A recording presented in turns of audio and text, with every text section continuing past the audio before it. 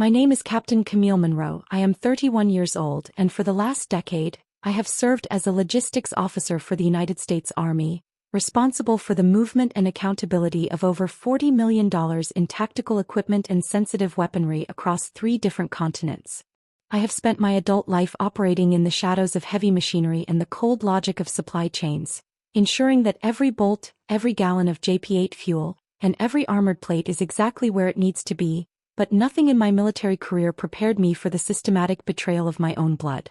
My sister Mara is 34, a self-described lifestyle influencer who lives in a 3,000-square-foot colonial in West Hartford, Connecticut, a house she purchased with a down payment she borrowed from my combat pay while I was stationed at Camp Humphreys in South Korea. 4 years I was the invisible ATM, the sister who sent wire transfers from dusty tents and overseas barracks to cover her emergencies, which I later discovered were actually payments for her 2023 Midnight Black Tesla Model S and her collection of vintage Chanel handbags. The courtroom in the Hartford Superior Court was suffocatingly silent today, the air heavy with the sterile scent of industrial floor wax and the musty aroma of old paper records that seemed to pulse with the weight of legal consequences. Mara sat across from me at the petitioner's table, her fingers turning a ghostly shade of white as she gripped a $150 leather portfolio from Smythson, her eyes darting nervously toward Judge Evelyn Thorne. My sister began her opening statement with a rehearsed sob,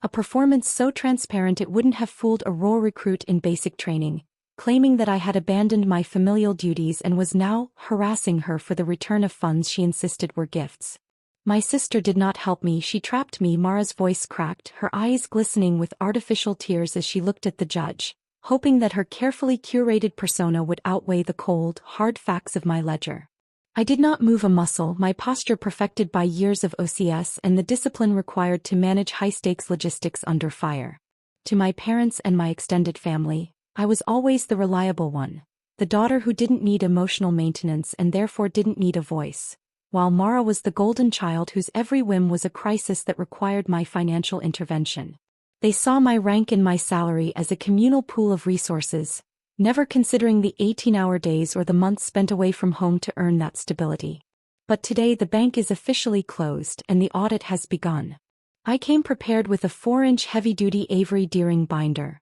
organized by chronological tabs, containing every bank statement, every Western Union receipt from 2018 to 2024, and every manipulative text message Mara sent me claiming her electricity was being shut off or that she couldn't afford her property taxes. Looking at her now, wearing a silk blouse that cost more than a month of my grocery budget, I felt a clinical detachment. The contrast between her manufactured desperation and the reality of my bank records was staggering. I had documented the $6,400 I sent for her medical emergency, which according to her own Instagram archives, was actually the exact price of a Mediterranean cruise she took with her friends that same week. I watched as she adjusted her grip on her portfolio, her breathing shallow, realizing for the first time that she wasn't arguing with her little sister anymore. She was facing a logistics officer who had spent months building a bulletproof case. This was no longer about the money. It was about the fundamental injustice of being used by the people who were supposed to protect you.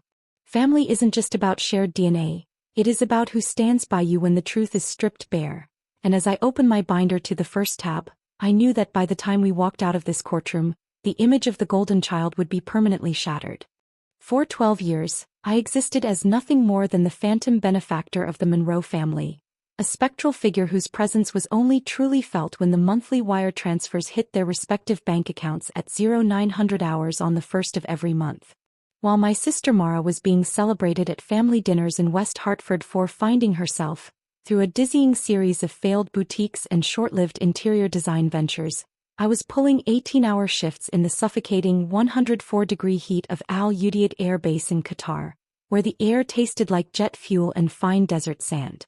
I lived a life of extreme, calculated austerity in a 450-square-foot studio apartment that smelled of damp concrete and featured a kitchen faucet that leaked exactly 3 drops of lukewarm water every minute, a rhythmic ticking that reminded me of the seconds I was trading for my family's comfort. Back home during my rare stateside rotations, I drove a rusted 2012 Chevrolet Impala with 185,000 miles on the odometer that rattled violently the moment the needle touched 55 miles per hour on I-84, a stark contrast to the gleaming white 2023 Lexus RX 350 that Mara drove, a vehicle funded almost entirely by my hard-earned hazard pay and the deployment bonuses I received for serving in high-conflict zones. Mara would swan into our parents' Sunday brunches wearing $400 Cole Haan tall leather boots and clutching a latte that cost more than my hourly base pay, while I sat there in my off-duty cargo pants, mentally calculating the cost of the eggs on the table against the $1,200 I had just sent home to cover her urgent credit card debt. My parents, Robert and Diane, always referred to me as the strong one, a label I once wore with a misplaced sense of stoic pride until I realized it was merely their convenient code for the child they never had to thank and the daughter whose sacrifices required no emotional reciprocity. They looked at my service ribbons and my captain's bars not as symbols of leadership or hardship, but as guarantees of a steady cash flow that allowed them to maintain the illusion of a middle-class success story that Mara was constantly threatening to dismantle with her financial recklessness. I remember sitting in that cramped studio in Qatar, staring at a bank notification on my cracked smartphone screen that showed a balance of only $84 because I had just wired $2,000 to my mother for Mara's emergency dental surgery, only to see a photo posted on social media an hour later of Mara and my mother toasted with champagne at a high-end spa in Lenox, Massachusetts. The betrayal wasn't a sudden explosion. It was a slow, agonizing erosion of my soul, a realization that my life was being traded for their luxury. Every gallon of fuel I accounted for in the Army's ledger was a reminder that I was failing to account for the massive deficit in my own life, allowing myself to be bled dry by people who viewed my resilience as a resource to be mined rather than a trait to be respected. They never asked if I was tired or if the heat was making me sick, or if I missed having a home that didn't feel like a temporary cage. They only asked when the next transfer would be cleared by the Federal Reserve. Now, as I sit in this courtroom across from Mara, watching her adjust the sleeve of a designer blouse she bought with my 2022 Combat Zone tax exclusion, I realize that being the strong one simply meant I was the only one capable of surviving the truth that was about to destroy their comfortable parasitic world. I am no longer the ghost in their machine. I am the auditor, and every single cent of that 12-year debt is about to be called in with interest. The definitive breaking point occurred on a humid Thursday evening in June at L'Auberge Chez François, a high-end French bistro in Richmond where my parents were celebrating their 40th wedding anniversary. The restaurant was filled with the soft clinking of silver against bone china and the low hum of affluent conversation, but all I could focus on was the itemized bill sitting on the linen tablecloth, which totaled exactly $842.15, a tab I had already mentally subtracted from my savings account before the appetizers even arrived. I sat there in my charcoal gray blazer from Taylor, feeling the stiff fabric against my skin as 14 of our closest relatives laughed and toasted to a legacy of family unity that was bought and paid for by my deployment bonuses. Mara, draped in a cream-colored silk wrap dress from Diane von Furstenberg that I knew cost $598 because the charge had appeared on my supplementary credit card 3 weeks prior, stood up with a theatrical flourish and raised a glass of $18 Sonoma-Cutrer Chardonnay. She looked directly at me with a sharp, calculated smirk that didn't reach her eyes and toasted to her own self-made success, claiming that her recent influencer partnership was finally bringing in the six-figure lifestyle she deserved. "It is such a shame that Camille could not do something more aesthetic with her life," Mara said with a pitying tilt of her head while the table erupted in polite, stinging laughter that felt like a series of physical blows against my chest. "Not everyone is meant for the spotlight, I guess," she added, her voice dripping with a condescending sweetness that made my stomach churn with the lingering scent of the overcooked sea bass sitting untouched on my plate. I looked toward my mother, Diane, expecting a flicker of defense or at least a reprimand for Mara's blatant cruelty, but she simply stared down at her silverware, obsessively polishing a fork with her napkin as if the metal could provide an escape from the tension. My father, Robert, leaned over the table and didn't ask how my recent transition to the reserves was going or if I was coping with the stress of my new civilian role. Instead, he nudged the leather check presenter toward me and asked in a hushed, expectant tone if I could also cover the 25% tip for the wait staff. In that precise moment, surrounded by the suffocating stench of their collective entitlement and the heavy, buttery aroma of French cuisine, something inside my professional, disciplined exterior finally snapped. I realized that my strength had become their floor mat, and my silence had granted them the permission to treat my life's work as a mere footnote to Mara's manufactured glamour. I looked at the 2024 black Chevrolet Tahoe High Country parked in the valet lot outside, a $75,000 vehicle that Mara had convinced our parents was a necessary business expense for her brand, and I knew that every cent of that lease was being bled from my future. The air in the bistro felt suddenly thin, as if the hypocrisy was sucking the oxygen out of the room, and I felt a cold, crystalline clarity settle over me that was sharper than any military briefing I had ever delivered. I reached into my purse, pulled out my Navy Federal debit card and paid the bill in full, but as the chip reader beeped its approval, I made a silent, irreversible vow that this would be the final transaction in the Monroe family ledger. I didn't argue, I didn't shout, and I didn't try to defend my career or the $40 million in assets I managed for the United States government because they didn't deserve the breath it would take to explain it. Instead, I watched Mara take another sip of her wine, her fingers adorned with a gold Cartier love ring that I had financed during her last rent crisis, and I felt a sense of profound detachment. The Bank of Camille Monroe was officially closed for business, and as I walked out of that bistro into the cool Virginia night, I began the process of locking my credit, changing my banking passwords, and preparing the 4-inch binder of evidence that would eventually lead us to the very courtroom where I now sit, watching Mara's facade crumble under the weight of her own greed. That night, the silence of my apartment felt heavier than any rucksack I had ever carried during my time in the service, and I sat alone in my darkened kitchen with no company but the cold, clinical blue light emanating from my 2023 14-inch MacBook Pro. I opened a password-protected Excel spreadsheet titled Family Support 2014 to 2025. A file I had maintained with the same meticulous precision I used to track $40 million in government property across 3 continents. As I began to scroll through the rows of data, the numbers on the screen started to feel like literal physical blows to my chest, each line item representing a piece of my youth and a sacrifice I had made while stationed in desolate corners of the world. The grand total at the bottom of the sheet stared back at me in bold, unforgiving red numbers. $143,705.57. It was a staggering figure that represented more than a decade of combat pay, deployment bonuses, and the hazardous duty pay I earned while breathing in the toxic fumes of burn pits and jet fuel.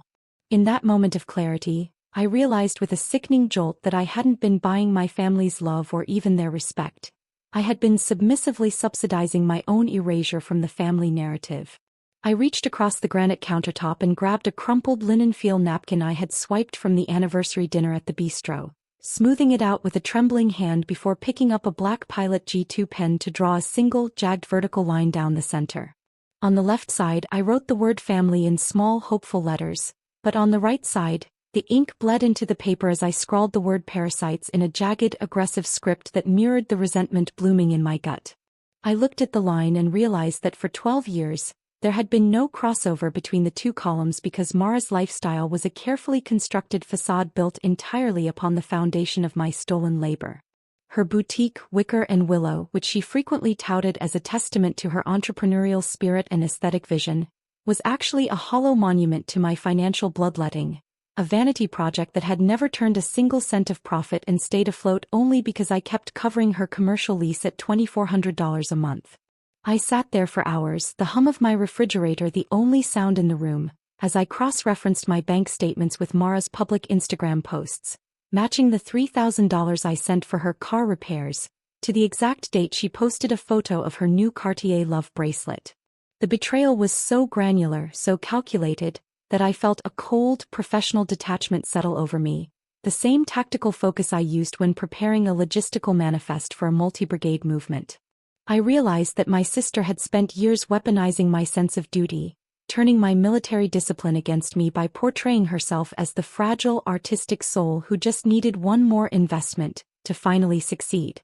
As the clock on the stove ticked toward 0300 hours, I didn't feel the usual exhaustion of an 18-hour shift. Instead, I felt a crystalline sense of purpose that I hadn't experienced since my commissioning ceremony. The strong one was done being a safety net for people who only looked down at me to see if I was still there to catch them. I began drafting the first of several formal demand letters, my fingers flying across the keyboard as I prepared to dismantle the house of cards Mara had built with my money. The audit of the Monroe family was no longer a private reflection. It was becoming a strategic operation, and for the first time in my life, I was the commanding officer of my own future.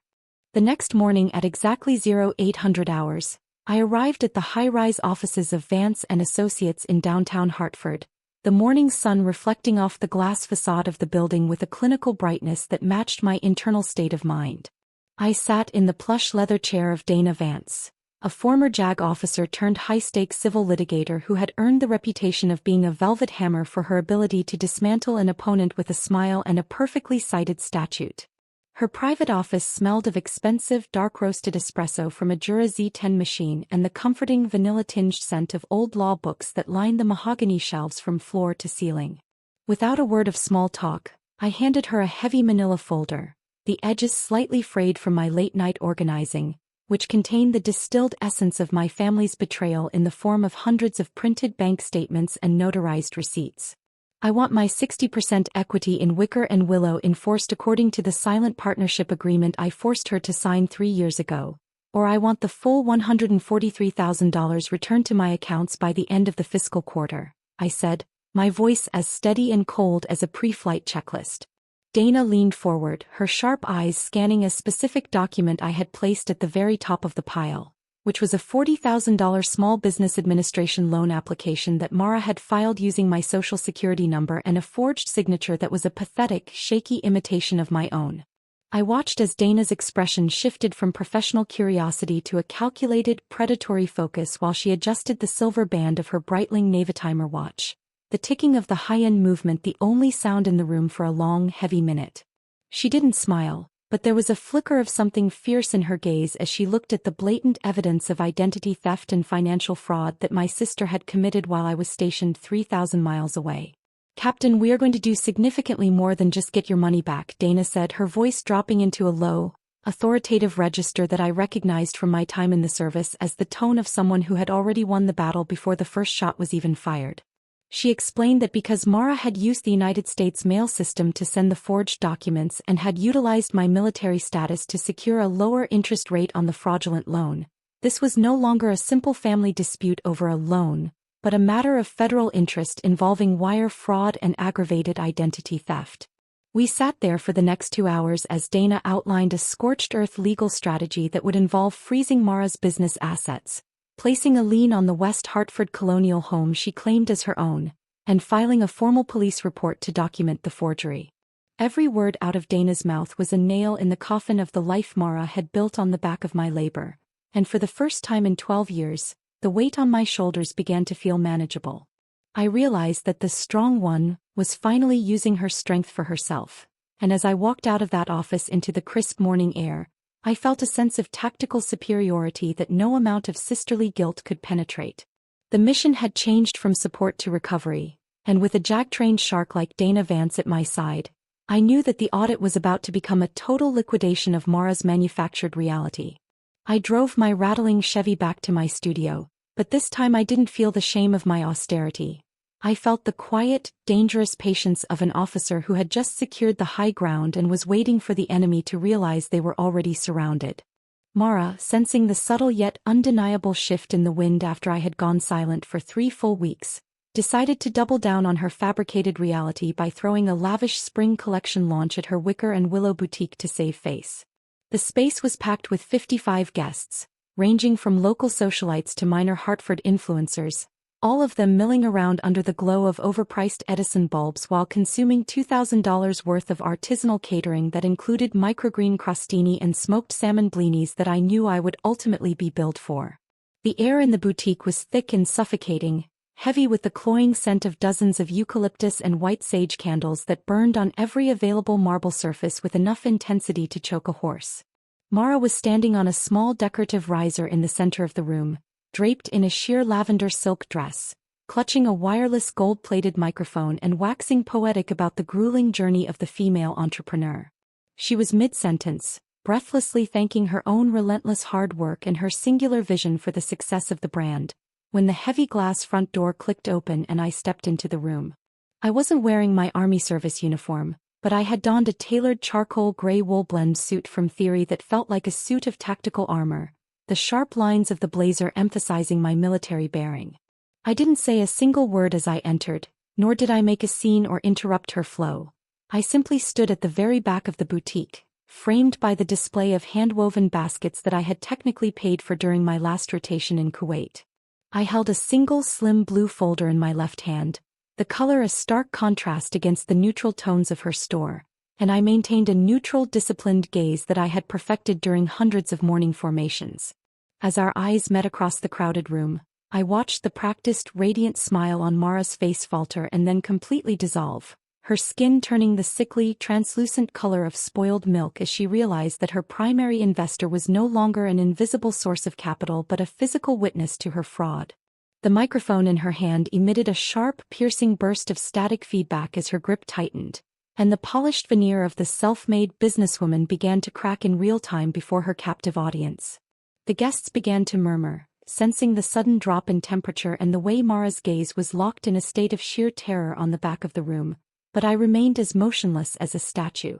I wasn't there to scream or to cause a public disturbance. I was there to serve as a physical reminder that the audit was no longer a threat but a present reality. Within that blue folder was the temporary restraining order Dana Vance had secured that afternoon, effectively freezing the boutique's operating account and placing a legal lien on every piece of inventory in the building. As Mara tried to regain her composure, her voice trembling as she attempted to pivot back to her speech, I simply tapped the edge of the folder against my palm, a rhythmic, steady sound that echoed the ticking of a countdown clock. She knew, in that moment of absolute public exposure, that the silent ATM had not only closed but was now demanding a full accounting of the decades of theft she had disguised as sisterly love. The contrast between her staged perfection and the cold, hard truth in my hand was absolute, and for the first time in my life, I wasn't the one carrying the burden of the Monroe family secrets. I was the one about to let them all go. The public execution of Mara's carefully constructed reputation did not manifest through screaming matches or dramatic outbursts. Instead, it was carried out with the cold, sterile efficiency of a military tribunal and the rustle of legal-grade bond paper. As the process server I had hired, a nondescript man in a windbreaker, moved through the crowd to hand Mara the formal summons and complaint mid-party, the atmosphere in the boutique transitioned from celebratory warmth to a chilling, stagnant frost. I stepped forward from the shadows of the back gallery, moving with a calculated deliberation that silenced the room, and began handing out professionally bound fact sheets to the primary investors who were standing near the front, most of whom were longtime family friends and community leaders whom Mara had systematically deceived for years. I did not raise my voice, but I ensured every syllable carried the weight of my rank and the authority of the evidence I held, reading the devastating numbers aloud as if I were delivering a post-operation debriefing to a room of high-ranking officials. I detailed the 48 separate payments of $2,340 each that I had wired from my base accounts to cover her boutique's inventory and commercial rent while she was telling these people she was turning a profit. I watched the color drain from the faces of our parents' closest friends as I reached the section concerning the $40,000 credit line and the blatant forgery of my signature, a crime committed while I was literally putting my life on the line for the country. The final blow was the revelation of the 60% ownership contract she had signed during an encrypted Zoom session while I was huddled in a tent during a blinding dust storm in the Middle East, a document she had clearly hoped I would never have the audacity to enforce. The silence that followed was broken only by the sharp, crystalline crash of a champagne flute hitting the reclaimed white oak floor as my Aunt Sarah dropped her glass in shock, the sparkling wine soaking into the expensive wood that my labor had purchased. In exactly 120 seconds of delivering objective, indisputable data, the self-made empire Mara had used to belittle me for a decade evaporated into nothing more than a series of fraudulent transactions and desperate lies. The guests, once enamored with the aesthetic of wicker and willow, began to retreat toward the exit as if the boutique were a sinking vessel, their eyes darting between me and the shivering, broken woman standing on the riser. Mara looked smaller than I had ever seen her, the lavender silk of her dress clinging to her as she realized that the sister she had used as an invisible bank was finally standing in the light, refusing to be erased any longer. There was no joy in this moment for me. Only the profound, heavy relief of justice finally being served after 12 years of psychological and financial exploitation. I had spent my life moving millions of dollars of equipment with zero margin for error, and applying that same tactical precision to my own life had finally secured the only thing my family had never been willing to give me for free: the truth. As I watched the last of the influencers scurry out the door, I realized that the Monroe family legacy was no longer a story of the golden child and the invisible soldier, but a cautionary tale about the high cost of assuming that the strong ones will never eventually decide to fight back for their own survival. I turned my back on the wreckage of her boutique, walking out into the night with the quiet confidence of a commander who had successfully reclaimed her territory, knowing that from this moment forward, the only person I would ever be responsible for subsidizing was myself.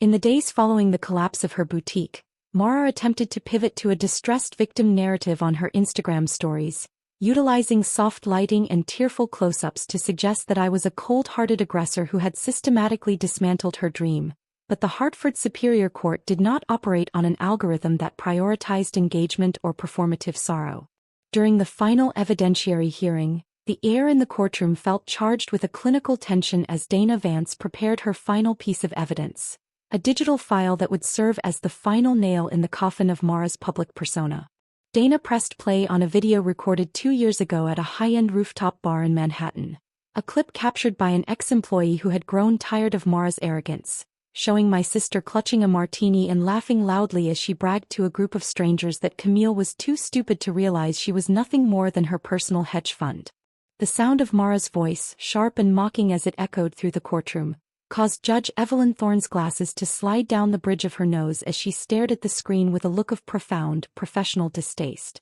I sat at the petitioner's table, my hands folded neatly on top of my blue folder, watching as the manufactured facade of the golden child was stripped away to reveal the predatory opportunist beneath. The ruling was swifter and more devastating than I had even allowed myself to hope for, as Judge Thorne bypassed the usual mediation and ordered a full, immediate liquidation of Wicker and Willow's remaining assets, including the furniture, the seasonal inventory, and even the custom-built shelving, all to begin the process of repaying the $143,000 I was owed. Furthermore, the judge noted the severity of the forged Small Business Administration loan documents with a chillingly calm tone, stating for the record that the court was issuing a formal referral to the district attorney's office for investigation into aggravated identity theft and financial fraud. Mara's reaction was no longer the graceful aesthetic weeping she had practiced for her followers. It was a jagged, ugly realization of total loss that left her gasping for air as the court officers stood by. My parents sat in the gallery, their faces pale and drawn as they realized that the daughter they had pampered was facing actual criminal consequences, while the daughter they had ignored was the one holding the gavel of justice. As the judge's gavel finally struck the wooden block with a sound like a gunshot, the echoes signaled the end of my tenure as the family's silent ATM and the beginning of a life where my worth was no longer measured by the size of my wire transfers. I stood up, smoothed the front of my charcoal blazer, and looked at Mara one last time, seeing not a sister or a rival, but a spent asset that had finally been audited out of my life. The journey from a dusty tent in Qatar to this sterile courtroom had cost me more than just money. It had cost me the illusion of a family that loved me for who I was rather than what I could provide. But as I walked toward the exit,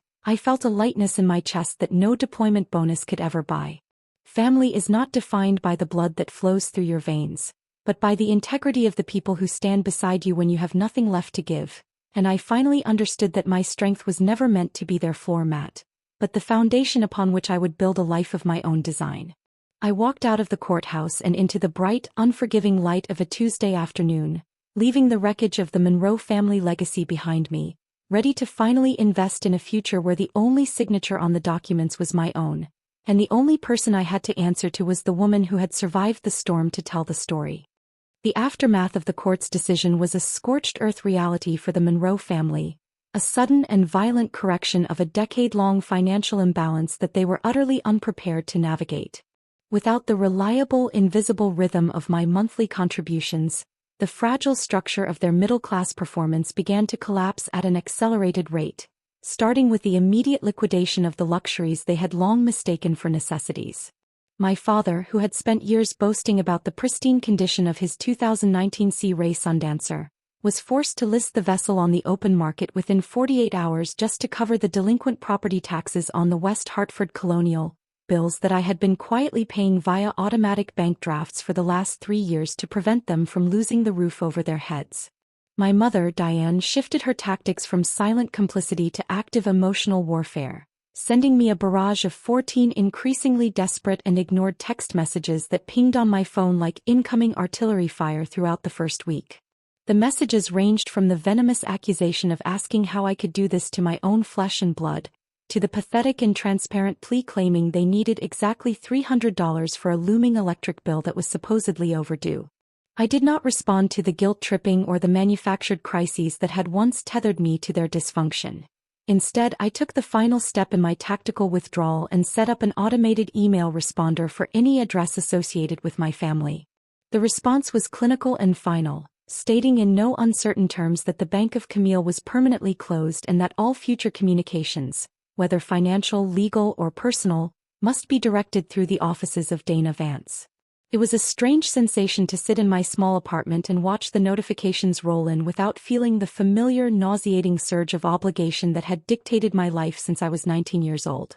I looked at the 2012 Chevy Impala still sitting in my parking spot and realized that while the car was old, it was mine, and for the first time in my adult life, every single cent currently sitting in my Navy Federal high-yield savings account was earmarked for my own future rather than Mara's next vanity project. The silence from my end was the most powerful weapon I possessed, a total refusal to engage in the toxic narrative that I was the villain for simply demanding my own life back. While Mara was dealing with the humiliation of watching moving crews haul her boutique's curated furniture into a liquidation truck, I was busy finalizing my transition into a high-level logistics consultancy role in the private sector, a position that valued my decade of military experience at its true market worth.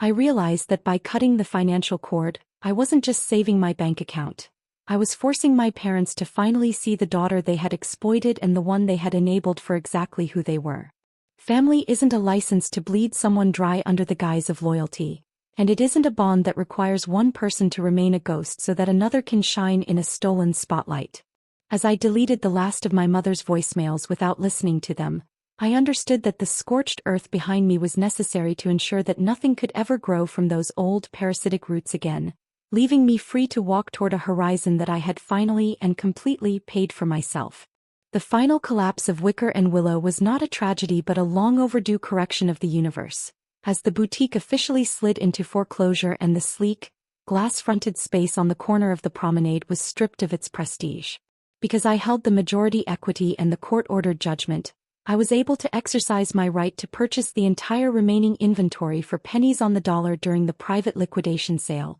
securing tens of thousands of dollars worth of high-end furniture, linens, and decor for a fraction of its original cost. Instead of selling it for a profit or keeping the pieces as bitter trophies of my victory, I coordinated a logistics operation to have every single item loaded into a fleet of 5-ton trucks and transported to a newly opened veterans housing project in downtown Hartford. Seeing the hand-carved oak tables, the velvet armchairs, and the designer lighting fixtures that Mara had once used to mock my lack of aesthetic being carried into the modest living quarters of men and women who actually understood the meaning of sacrifice was the ultimate palate cleanser for my soul. Those items, which had been purchased with my combat pay and guarded by my sister's greed, were finally serving a purpose that honored the values I had spent my entire adult life defending. Meanwhile, the reality of Mara's new existence is a stark, unyielding contrast to the curated influencer lifestyle she once projected to her 50,000 followers. She now works as a front desk receptionist at a high-volume dental clinic in a strip mall,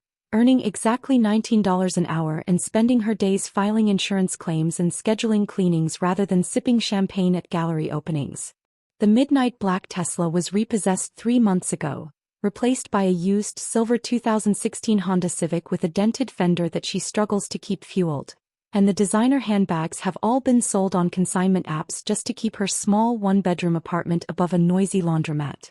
I have blocked her on every digital platform I own, from LinkedIn to Instagram, ensuring that she no longer has a window into my life or a way to broadcast her manufactured misery to my conscience. My parents have attempted to act as mediators, sending letters that I return to sender unopened, because they still cannot grasp that my silence is not a temporary anger but a permanent boundary. I recently moved into a new home, a quiet stone cottage on the outskirts of the city that I purchased with the settlement funds Dana Vance recovered from the liquidation and the sale of Mara's interest in our parents' estate. There is no gold-plated hardware or eucalyptus-scented air here. Instead, the house smells of fresh cedar and the high-end coffee I brew for myself every morning before I log into my consultancy firm, where I now earn more in a quarter than I used to make in a year of deployment.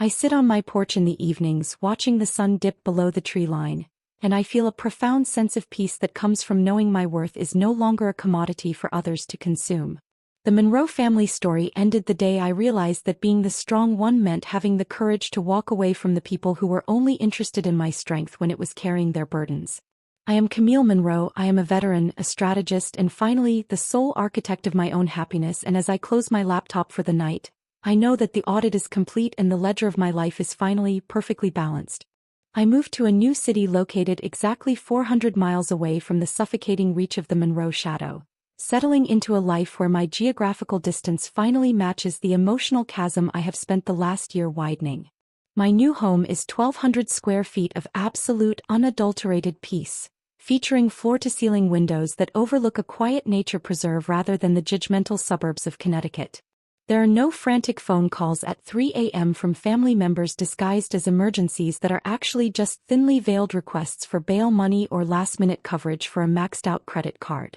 I spent my most recent performance bonus from my logistics consultancy firm on a 2-week excursion to the Swiss Alps, staying at the Bergenstock Resort in Lucerne, where the air is as crisp and clear as my new sense of self. I spent those days hiking through high-altitude trails and dining on world-class cuisine that I enjoyed in solitary, blissful silence, realizing that for the first time in my 31 years, I was no longer calculating the cost of my own joy against the perceived needs of ungrateful parasites. The interior of my new house reflects a life built on my own terms, filled with furniture I chose for its comfort and durability rather than its social media aesthetic, and a kitchen stocked with high-end appliances that I use to cook meals for a guest list of one. I replaced the rattling 2012 Chevy with a 2024 graphite blue Porsche Macan, a vehicle that doesn't just transport me from point A to point B but serves as a daily reminder of the financial freedom I reclaimed from the wreckage of my sister's fraud. When I look at my banking app now, I don't feel the familiar tightening in my chest or the instinctive dread of seeing a series of unauthorized Venmo requests. Instead, I see a steady, growing treasury that belongs solely to the woman who earned it through a decade of service and sacrifice. My parents have tried to find me, sending letters to my old office that were returned to sender and attempting to leave voicemails that are automatically transcribed and deleted by my security software. They still don't understand that the daughter who was the strong one didn't just walk away from the money. She walked away from the entire rigged game they had forced her to play since childhood. Every morning, I wake up at 6 a.m. not because a bugle is sounding or because a family crisis is brewing, but because I genuinely enjoy the quietude of a life that is finally under my total command.